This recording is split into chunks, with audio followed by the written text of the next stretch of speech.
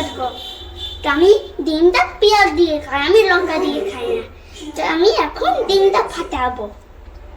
তোমার আধ্যাত্মিক জ্ঞানের জন্য এই সব কিছু হয়েছে। আমাদের সারা দিনের পরিশ্রম বেকার হয়ে গেল। সঠিক উত্তর ছিল ছায়া।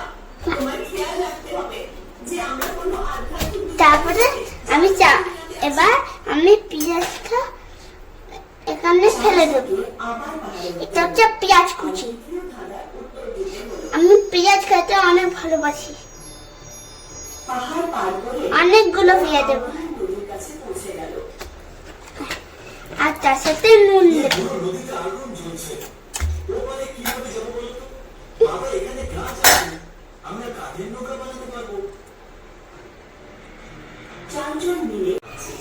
দেখো বন্ধুরা, এখন কড়াইয়ে তেল দেওয়া হয়েছে।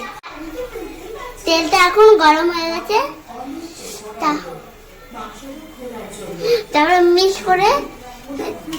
করে ঢালবো।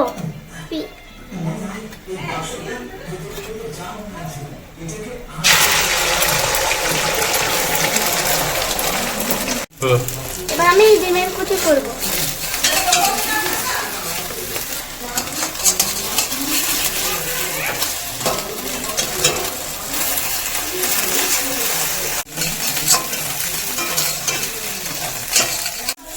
এখন ডিমের কুচিটা আমার হয়ে গেছে। এবার আমি বাটিটায় ডিমের কুচিটা ঢালছি।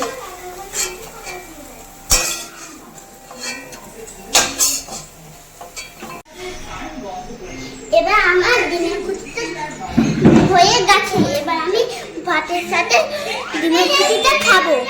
শক্তিশালী, এত আমি ডিমের কুচিটা খেয়ে বলবো কেমন তুমি তো জঙ্গলের রাজা নও। আমি তো তোমাকে তখনই বিয়ে করব যখন তুমি জঙ্গলের রাজা হবে। দুঃখে অনেক চিন্তিত হয়ে পড়ে যে সে কি করবে।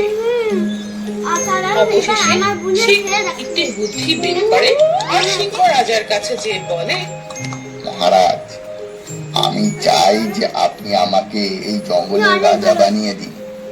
আমি শক্তিশালী ও দ্রুত, এবং সব থেকে বড় কথা এটা যে আমার বিয়ে তখনই হবে যখন আমি এই জঙ্গলের রাজা হব।